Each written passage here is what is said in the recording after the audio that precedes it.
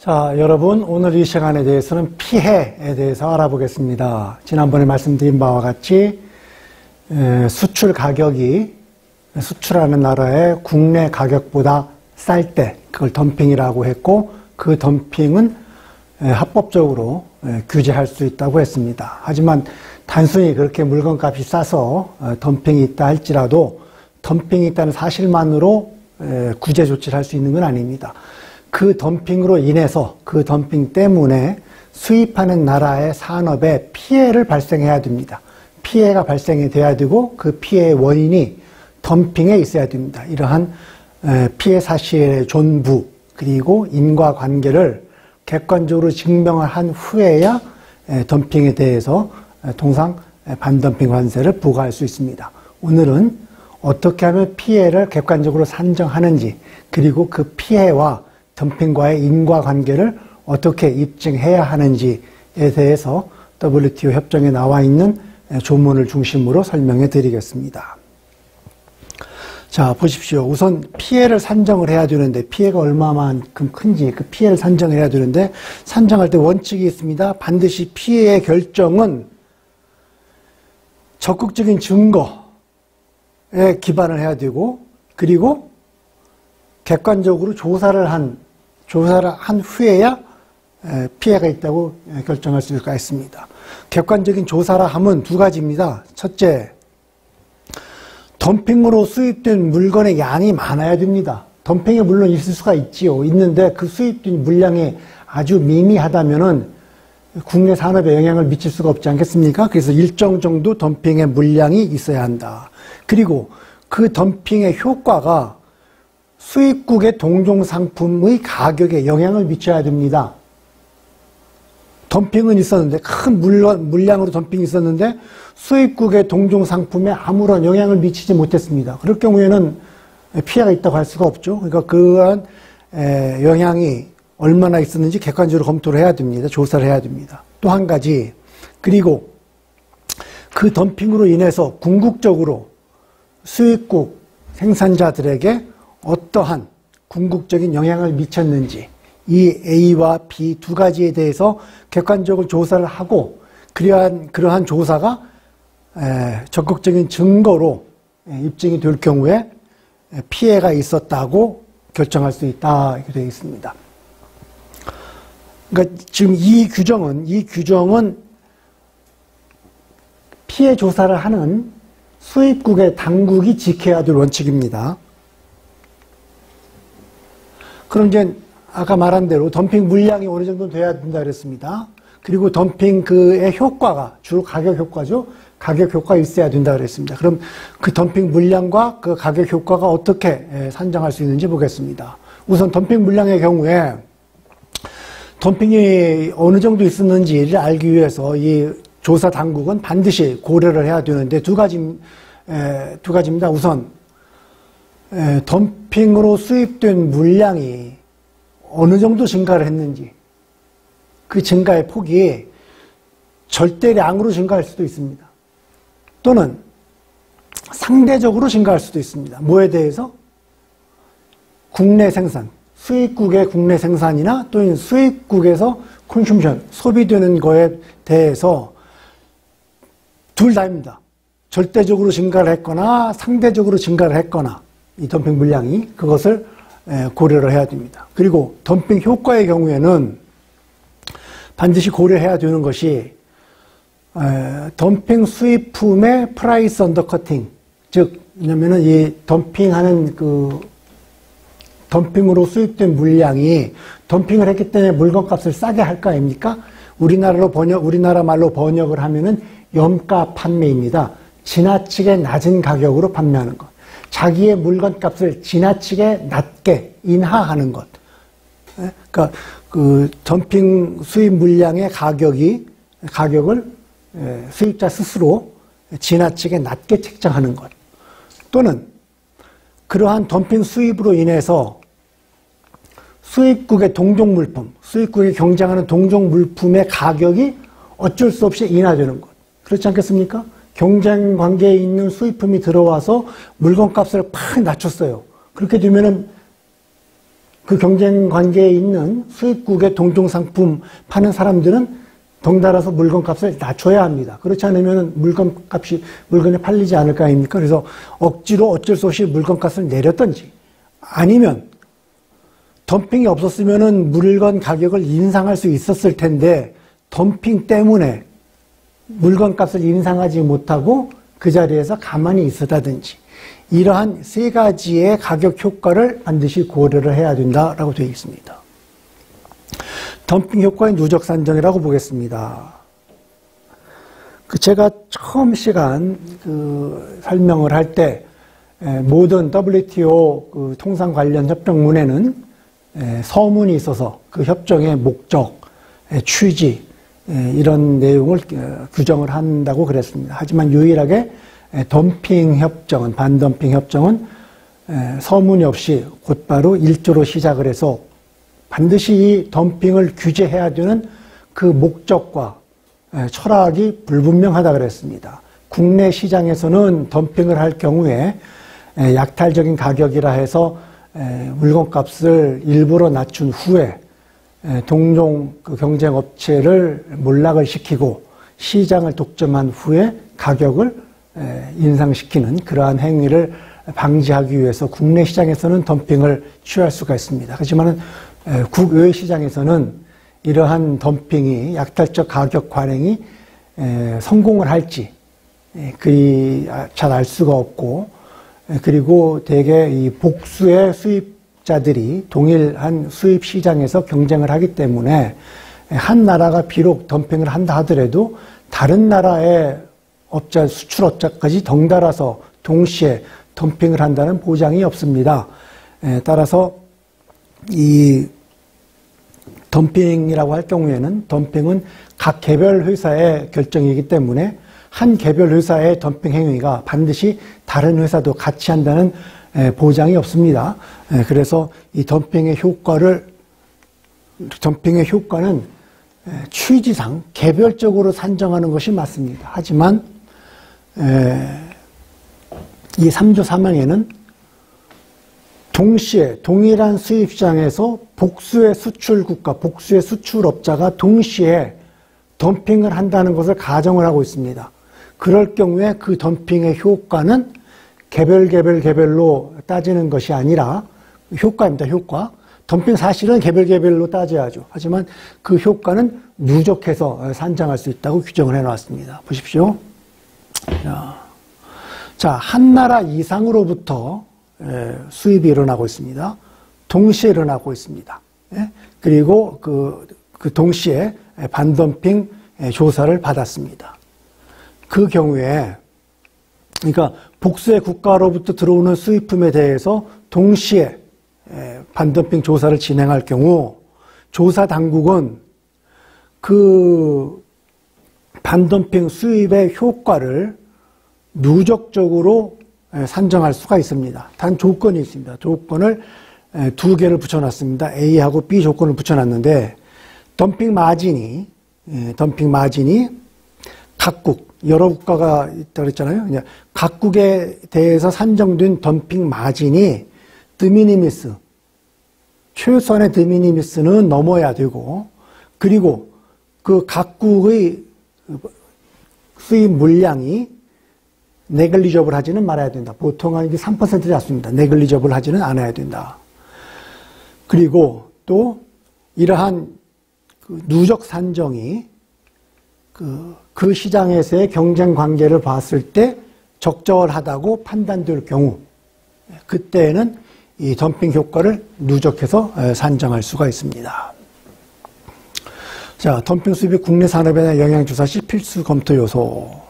자, 그러면 이제 덤핑 물량도 보니까 일정 수준을 넘었고, 그 효과를 보니까 이러한 세 가지의 가격 효과 중에 한두 가지 이상은 발생을 시켰고, 그리고 여러 나라에서 온 그 수입 물품에 대해서 반덤핑 조사를 진행을 했더니 각 나라별로도 봤을 때 덤핑 마진이 드미니미스를 넣고, 그리고 각 나라의 수출 물량이 미소 마진, 네글리저블한 수준도 넘고, 그리고 그 시장의 경쟁 조건을 봤을 때 따로따로 검토하는 것보다 합산해서 계산하는 것이 적정하다고 합리적으로 입증이 됐을 경우에는 누적 효과를 산정을 하는데, 이러한 덤핑 효과가 국내 산업에 어떠한 영향을 미쳤는가를 조사를 해야 됩니다. 그 조사를 할 때 여러 가지 측면이 있는데, 예를 들어서 모든 관계에 있는 경제적인 요소를 다 검토하라 그랬습니다. 그리고 예시를 해놨는데 이 예시가 아마 15개일 겁니다. 이 15개는 반드시 해야 됩니다. 판매 물량을 감소시켰는지, 수익을 감소시켰는지, 생산을 감소시켰는지, 시장 점유율을 감소시켰는지, 또는 생산성에 영향을 미쳤는지, 여러 가지가 있습니다. 여기서 15가지입니다. 이것에 대해서 각각의 어떤 영향을 미쳤는지 검토를 해보라는 이야기고, 그리고 이러한 요소는 이그조스티브는 아닙니다. 이 중에서 하나하나 몇 가지, 여러 가지는 아무런 영향을 미치지 못했다고 판정이 됐는데, 그 중에 몇 가지가 부정적인, 덤핑으로 인해서 부정적인 영향을 받았다고 해서 그것을 결정적인 그 판단의 근거로 삼아서는 안 된다 이 말입니다. 이것은 이그조스티브 리스트가 아니라 예시적인 리스트로서 이것 말고도 다른 걸 조사할 수 있으면 더 조사를 하고, 조사한 모든 그 총체적인 결과의 판단상 덤핑이 국내 산업에 영향을 미쳤다라고 판단을 해야지, 이 중에 몇 가지만 가지고 피해를 판정해서는 안 된다는 이야기입니다. 덤핑의 이제 피해를 입증을 해야 됩니다. 자, 그 피해는 입증을 해야 되는데 반드시 덤핑 수입이 된 것이 인주리를, 피해를 일으켰다는 것을 입증을 해야 됩니다. 이러한 코잘 릴레이션십, 인과관계는 뭐하고 뭐가 당연하죠. 덤핑 수입하고 그 피해 간의 인과관계는 반드시 렐리번트 관계가 있는 증거로서 입증이 돼야 됩니다. 그리고 조사 당국은 뭐 또 조사를 해야 되냐면은, 덤핑으로 수입된 거 말고 다른 알려져 있는 요소, 피해를 일으켰을 것으로 알려져 있는 요소가 있는데 그것이 덤핑 말고 다른 거예요. 그 요소도 검토를 해야 됩니다. 안 그러면은 덤핑 수입 말고 다른 요소에 의해서 피해가 야기될 수가 있었었는데, 그러한 피해가 덤핑으로 인한 피해로 전가될 수도 있기 때문입니다. 이건 마찬가지죠. any known factors가 domestic industry에 동시에 덤핑이 일어난 그 동시에 피해를 일으킨 그러한 그 다른 요소도 반드시 조사를 해야 된다. 그리고 이러한 other factors, 기타 요소로 인해서 초래된 피해는 절대로 덤핑 수입으로 인해서 이루어진 피해라고 귀속돼서 합니다. 덤핑한테 전가해서는 안 된다는 이야기입니다. 그리고 이러한 요소는 알려진 다른 요소죠. 알려진 요소는 뭐가 있느냐? 역시 또 예시입니다. 이것 말고 다른 것도 있을 수 있는데 예시로 해놓은 겁니다. 덤핑 가격으로 팔리지 않은 수입품의 물량이 있을 수가 있죠. 그 물량이 많을 수도 있습니다. 적을 수도 있고. 그리고 피해가 있었는데 그 피해가 수요가 줄어서 생긴 피해일 수도 있습니다. 그리고는 그 소비의 패턴이 또 변해서 생길 수가 있습니다. 이렇게 덤핑 말고 기타 다른 경제적인 요소에 의해서 피해가 발생할 수도 있으니 이러한 피해도 반드시 조사를 해야 되고, 증거에 의해서 조사를 해야 되고, 그리고 절대로 전가해서는 안 된다. 그러한 피해를 덤핑의 피해라고 전가를 해서는 안 된다는 얘기입니다. 자, 피해는 일어날 수가 있죠. 산업에 대해서. 그런데 이것은 덤핑 행위에 대한 피해이기 때문에 그 덤핑 행위에 의한 피해가 반드시 동종상품에 일어나야 됩니다.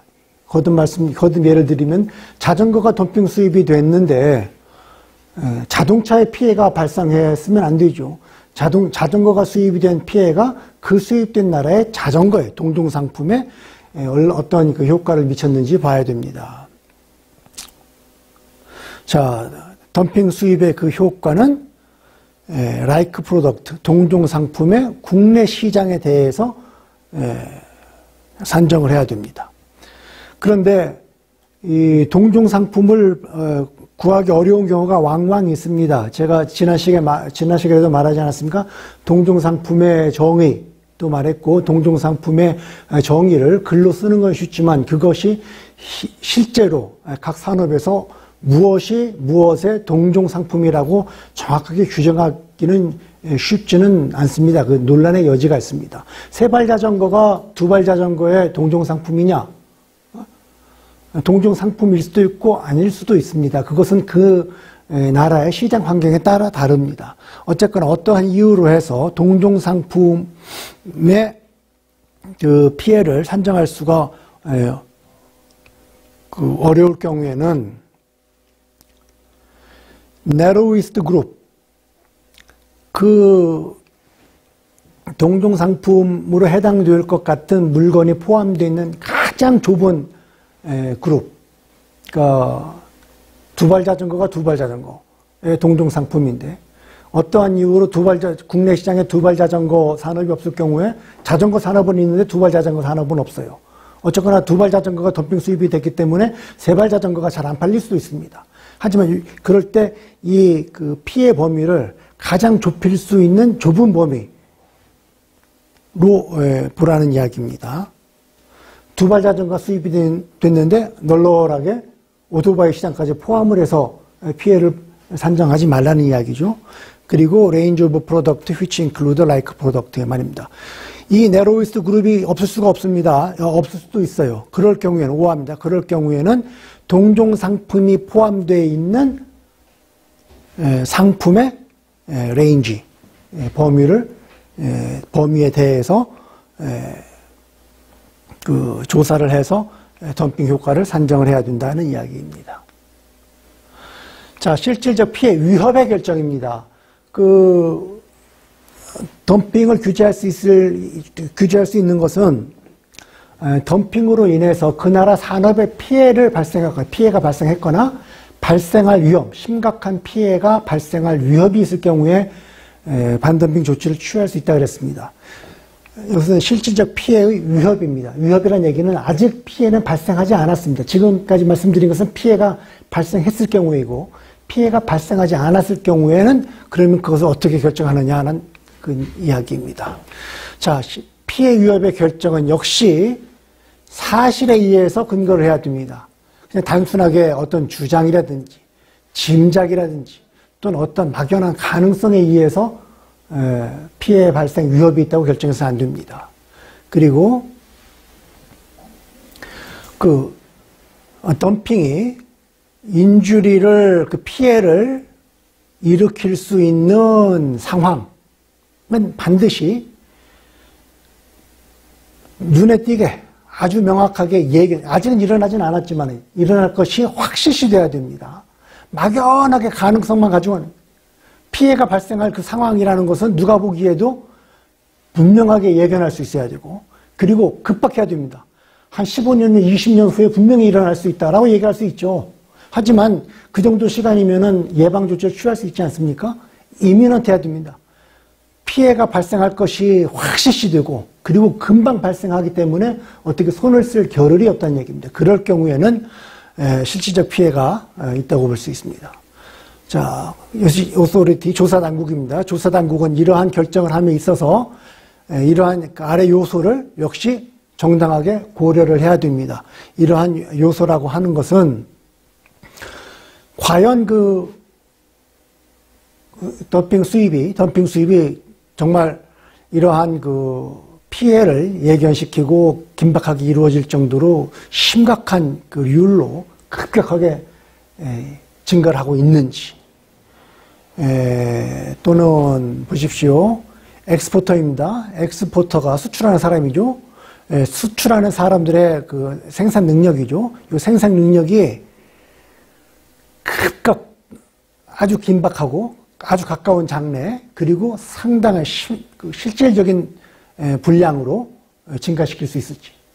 무슨 말인고 하니, 지금 당장은 덤핑이 안 일어났는데 그 물건을 생산하는 이 엑스포터가 덤핑 물건을 생산할 수 있는 실질적인 능력도 있고, 그 실질적인 능력이 아주 가까운 장래에 발휘가 된다는 얘기입니다. 그러면은 피해가 발생할 확률이 높지요.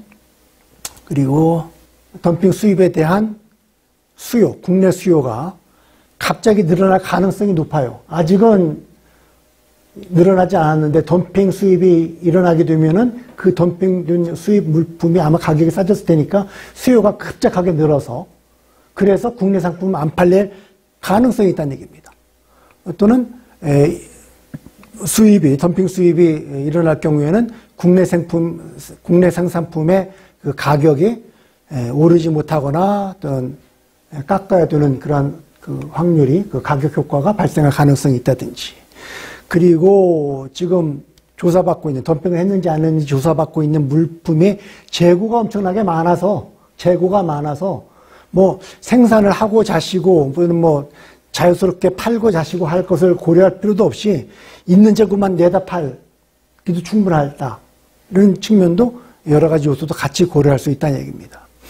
이러한 요소를 반드시 토탈리티, 전체를 봐서 합당하게 판단을 내려야지 그 중에 하나 둘만 가지고 성급하게 결정을 내려서는 안 된다는 얘기입니다. 그리고 덤핑 수입에 인해서 피해가 발생할 위협이 있다고 할 경우에 그 AD 메주어는 엔티덤핑 메주어죠. 그 반덤핑 관세입니다. 반덤핑 관세는 부과할 수는 있는데 반드시 되어 있죠. 아주 주의해서 부과를 하랍니다. 부과를 할 수 있는데 아주 주의해서 부과를 해라. 왜냐? 피해 자체는 아직 이루어지지 않고 이루어질 위험만 있기 때문에 미래 상황에 대해서 예견해서 반덤핑 과세를 부과하는 거기 때문에 이러한 요소를 모두 고려를 해서 결정하되 거기에 나아가 추가적으로 역시 특별하게 조심해서 부과를 하라는 이야기입니다. 자, 4조는 이제 국내 산업에 대해서 보겠습니다. 지금까지는 피해가 국내 산업에 대해서 발생해야 된다 그랬습니다. 그러면 이 국내 산업이 뭐냐? 국내 산업을 이제 정의를 하는 것입니다. 자, 국내 산업의 정의입니다. 국내 산업이라고 하는 것은 지금 조사를 받고 있는 물건과 같은 종류의 동종상품이죠. 동종상품의 전체 생산, 동종상품을 생산하고 있는 모든 사람, 국내 생산자 전부, 또는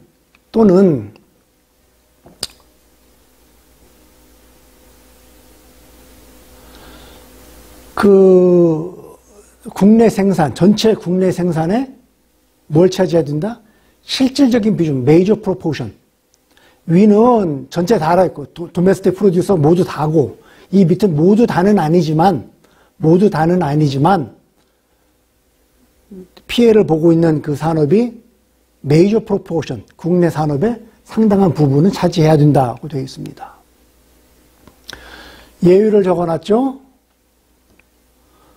생산자가 엑스포터랑 또는 임포터랑 관계가 되어 있거나 또는 생산자가 임포터, 수입자 자체예요. 자, 그 덤핑하는 물건을 수출하는 사람입니다. 이 덤핑하는 사람은 수출만 하는 경우도 있습니다. 국내에서 팔지는 않습니다. 수출만 합니다. 그리고 그것은 거래 관계가 끝날 수가 있어요.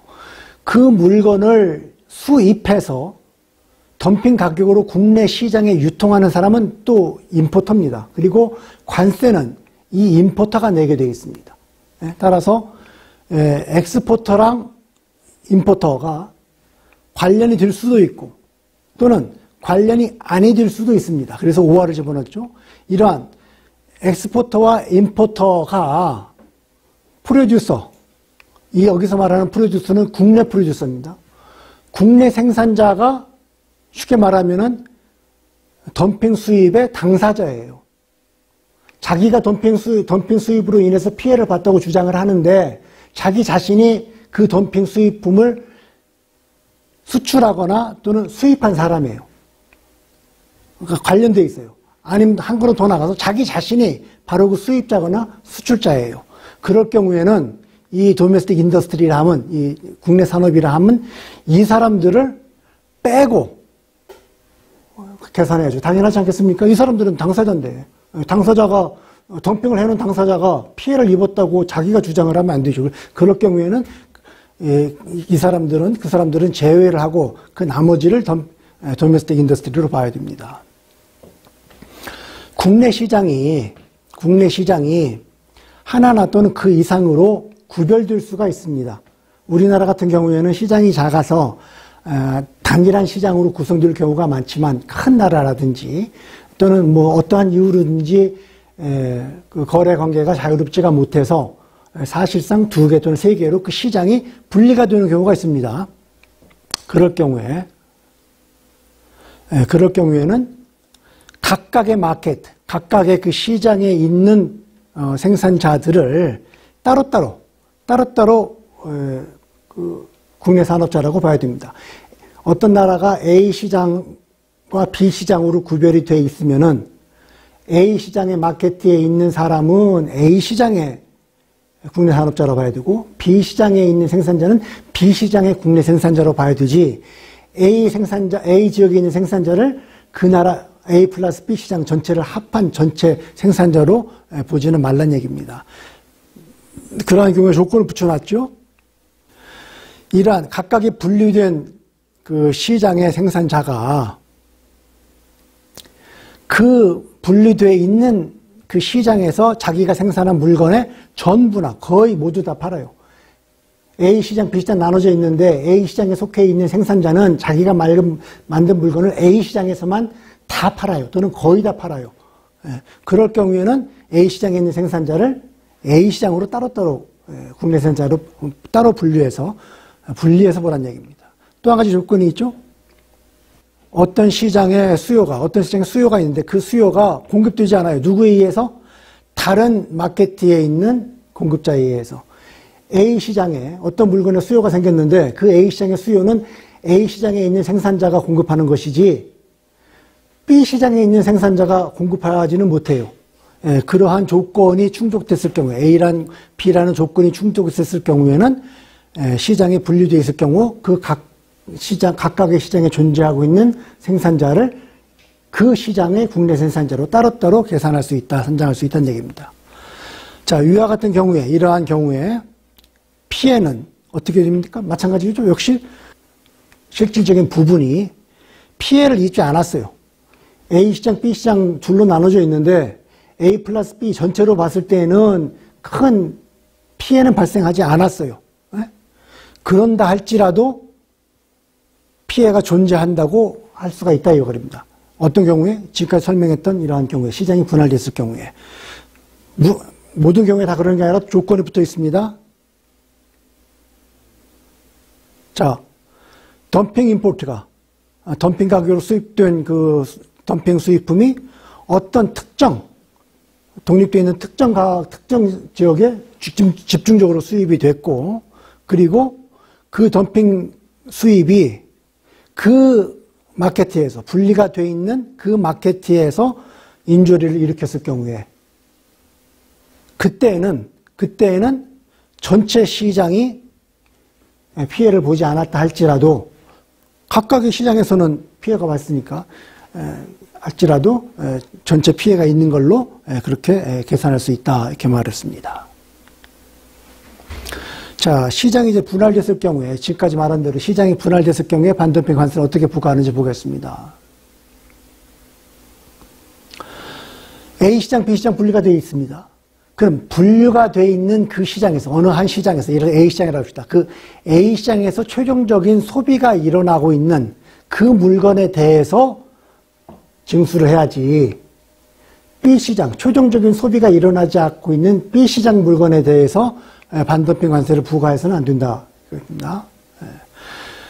어떤 이유 때문에 이러한 A 시장, B 시장 분할해서 이 관세를 징수하지 못할 경우가 있죠. 그럴 경우에는 통합을 할 수가 있습니다.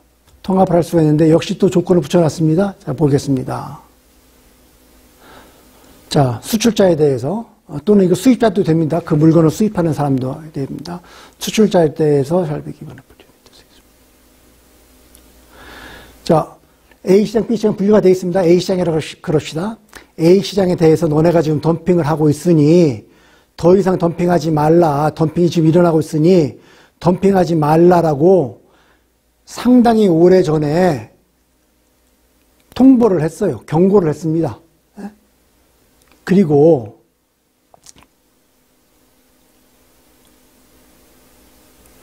A 시장에 그 공급하는 그 물건에 대해서 따로 분리해서 반덤핑 관세를 징수하기가 어려운 상황이에요. 자, 이럴 경우에는 통합 징수가 가능하긴 합니다. 통합 A 시장, B 시장 분류가 되어 있을 경우에 각각 따로따로 징수를 하거나 덤핑 수입이 주로 일어나고 소비가 주로 일어나는 시장에서의 수입품에 대해서만 반덤핑 관세를 부과를 해야 되는데 예외적인 경우에는 통합 징수도 가능합니다. 두 가지 조건을 충족을 해야 돼요.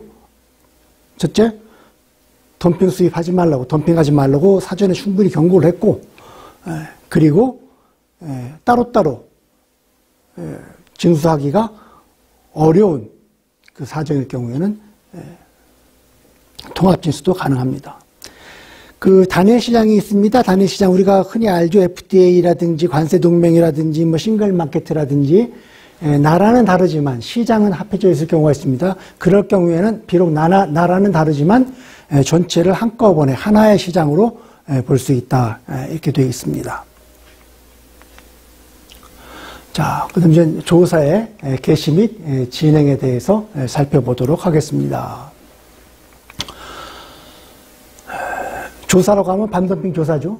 덤핑이 발생했는지, 덤핑을 하고 있는지, 그 덤핑으로 인해서 피해가 발생했는지 안 했는지 그것을 조사를 해야 됩니다. 그 조사는 어떻게 개시를 하고 어떻게 진행해야 되는지에 대한 규정입니다. 자, 조사 개시 및 신청서 개시사항. 조사 개시는 이니시에이트 시작됩니다. 언제? 자, 국내 시장을 대표 by or on behalf of입니다. 국내 시장을 대표한 신청서, 조사 개시 신청서에 의해서 접수가 됩니다. 시작할 수가 있습니다. 그리고 그런 조사를 시작해 주십시오 하는 조사 개시 신청서에는 이러한 세 가지의 에비던스가 들어가야 됩니다. 첫째, 덤핑을 하고 있습니다. 그 다음에 우리가 지금 피해를 보고 있습니다. 그 피해가 다름 아닌 덤핑에 의해서 발생하고 있습니다. 이 세 가지에 관한 에비던스가 있어야지 애플리케이션에 조사가 시작될 수 있습니다. 여기서 말하는 에비던스는 이 사실관계를 부인할 수 없을 정도로 입증하라는 것이 아닙니다. 그 입증은 조사 당국이 조사를 개시해서 진행해서 확인하는 거고, 적어도 조사 당국이 봤을 경우에 일견해서 전체적으로 훑어봤을 때 덤핑이 있고 피해가 있고 양자 간에는 인과관계가 있다고 하는 그러한 어느 정도의 입증 자료가 포함이 돼야 됩니다. 밑도 끝도 없이 조사해 주셔요. 그러한 그 애플리케이션을 받으면 안 된다는 얘기입니다.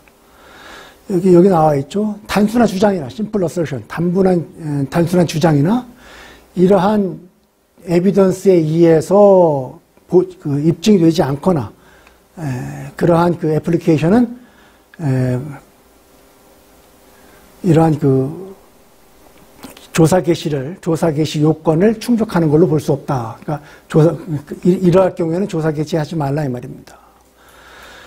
그리고 그 조사 개시 신청서에는 이러한 정보를 포함을 하고 있어야 됩니다. 그러니까 조사 개시 신청서에는 여기에 관한 증거도 포함을 해야 되고 이러한 요건도 포함되어야 됩니다. 이거 한번 읽어보시기 바랍니다. 신청자가 누구인지, 무슨 물건에 대해서 조사를 요청하는 것인지, 그 물건의 가격이 어떻다는 것인지, 그리고 어떠한 피해를 봤다는 것인지에 대한 그 요건을 포함을 하고 있어야 됩니다.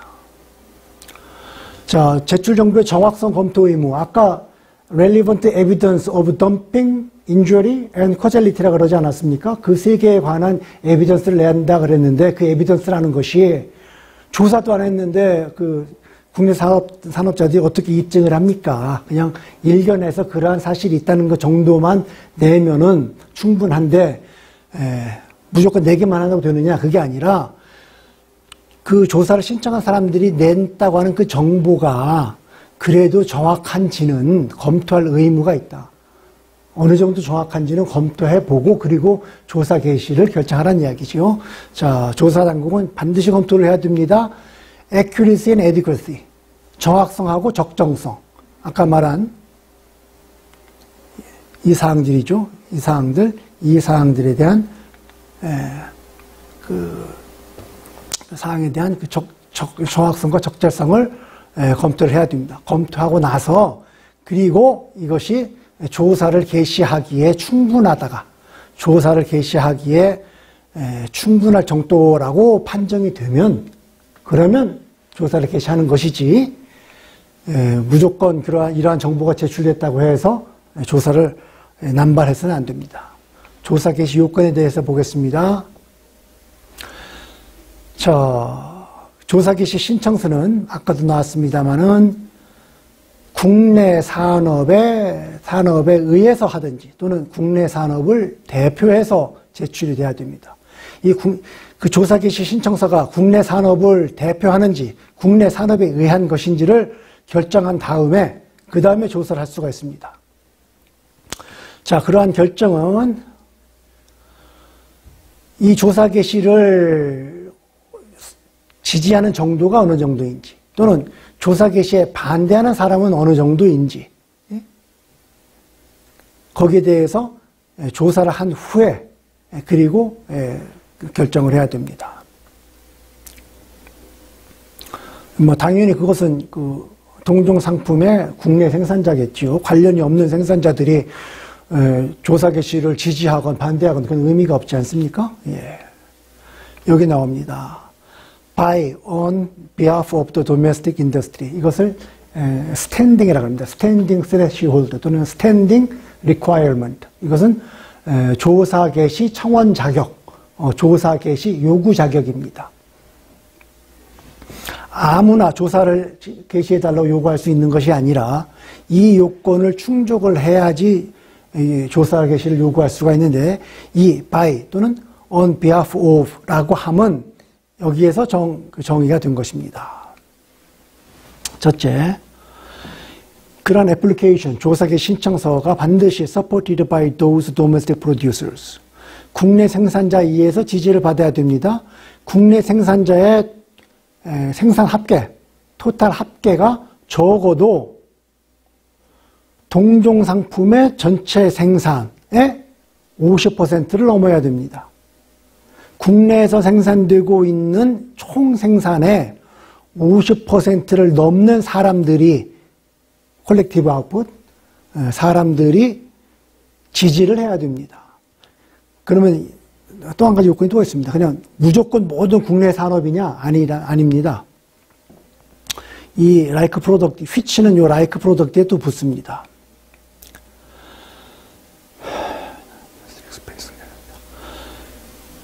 지지나 또는 반대를 표명한 어떤 그 애플리케이션 신청을 했는데, 조사 개시 신청을 했는데, 거기에 지지한 국내 생산자도 있을 거고, 반대하는 사람도 있습니다. 그러니까 어쨌거나 그 조사 개시에 대해서 지지를 했거나 또는 반대를 표명한 사람들이 그 사람들이 만드는 거에 50% 이상을 충족해야 됩니다.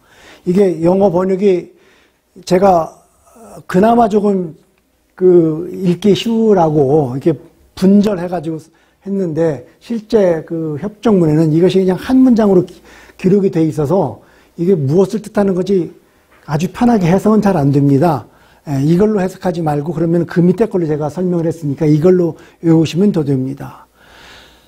자, 조사 개시 해주십시오 신청을 했습니다. 그 신청한 회사의 생산량이 A라고 그러고 그 조사를 개시해 주십시오 하는 신청을 지지한 사람들의 생산량을 전체 생산량을 B라고 그러고 그 조사 개시 신청을 반대하는 사람의 생산량을 C라고 그러고 반대도 안 하고 찬성도 안 하고 아무 의견이 없는 사람들의 생산량을 D라고 할 때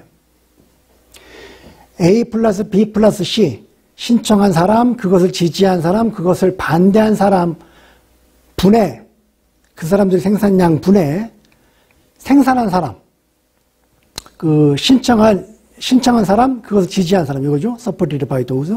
이 사람들의 생산량의 합계가, 즉, A 플러스 B 플러스 C 분의 A 플러스 B가 50%는 넘어야 한다, 이 말입니다.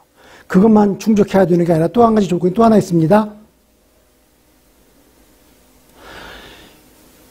이 조사 개시를 지지하는 사람, 조사 개시를 지지하는 사람이 토탈 프로덕션, 이때 토탈 프로덕션은 위에 토탈 프로덕션 오브 라이크 프로덕트 앤드 바이 휘치 여기랑 다르게 그 뒤에 수식하는 내용이 없습니다. 그냥 끝납니다. 그러니까 전체 토탈 프로덕션의 25%는 넘어야 한다. 이게 무슨 말이냐? 나오죠? A 플러스 B 플러스 C 플러스 D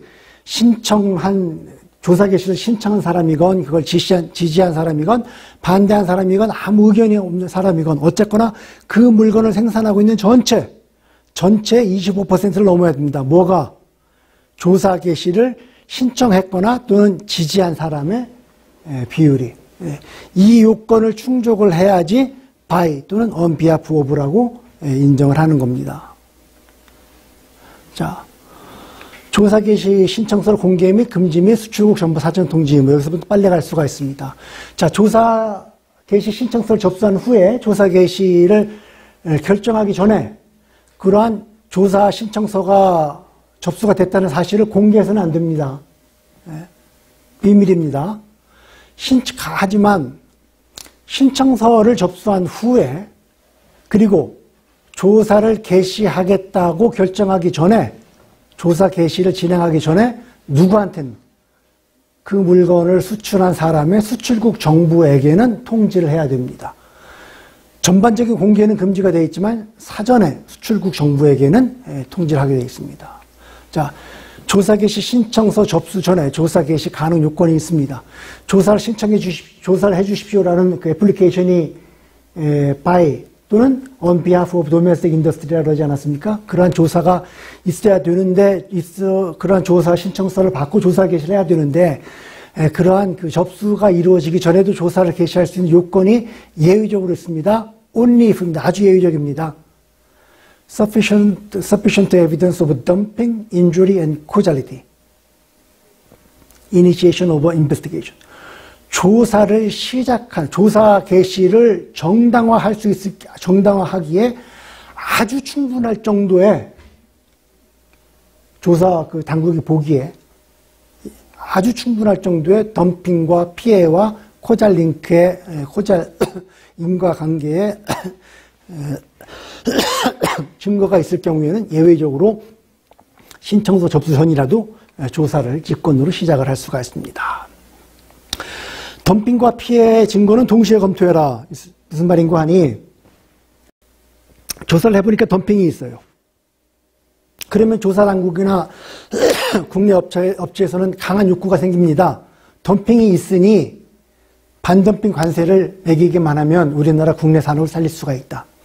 덤핑이 있으니 피해가 있다는 것만 어떻게 입증하면은 반덤핑 관세를 매길 수 있다 하는 의혹이 생깁니다.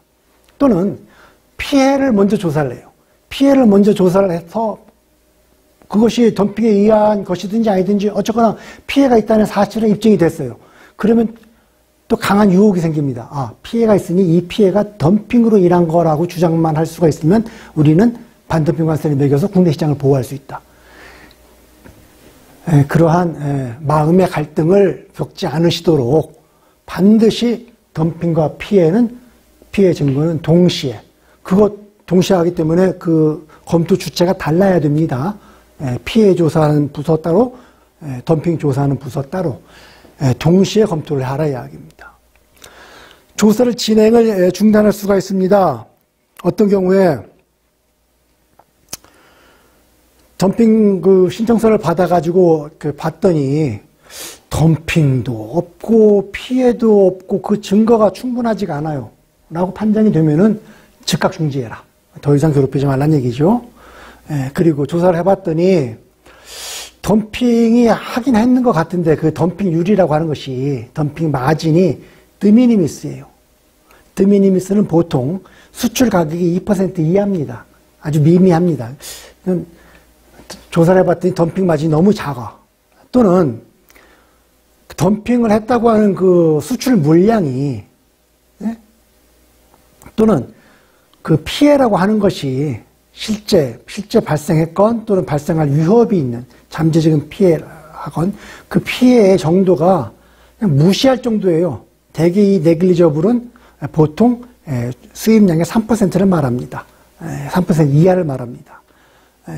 다만 그 3% 이하짜리 이가 여러 명이 있어서 여러 나라가 있어서 이걸 쫙 합해 봤더니 그 덤핑 물량이 7%를 넘어요. 그럴 때는 피해가 있다고 할 수가 있죠. 예, 그럴 때는 뺀데 그것이 아닐 경우에는 누적했을 때 10% 미만, 각 개별로 봤을 때 3% 미만, 그리고 덤핑 마진이 2% 이하일 때에는 얼마 안 되니 소소한 물량이니 소소한 마진이 그냥 중지해라, 끝내라는 얘기입니다.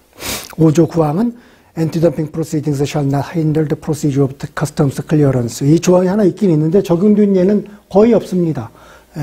덤핑 조사를 이유로 해서 이 관세, 통관 절차를 괴롭히지 말라라고 했는데 사실 덤핑 조사하고 이 통관 시간하고는 큰 통관 시간이나 절차하고는 연관관계가 많지는 않습니다. 이 조항은 그렇게 실용적인 조항은 아닙니다. 조사 기간은 신청서 접수 후 1년 이내 또는 최대 18개월 이내입니다. 신청서를 받아서 조사를 시작을 했으면은 조사를 빨리빨리 해서 1년 이내에 빨리 끝내라는 얘기입니다. 너무 그 신청자들, 수출자들 괴롭히지 말라는 얘기죠. 사정에 따라서 1년 이내에 할 수 없는 경우도 물론 있죠. 그럴 경우에는 최대 18개월은 넘지 마라라고 되어 있습니다. 자, 여기까지 5조까지 하겠습니다. 그리고 다음 시간에는 이제 증거를 심사하는 방법에 대해서 공부하도록 하겠습니다. 자, 감사합니다.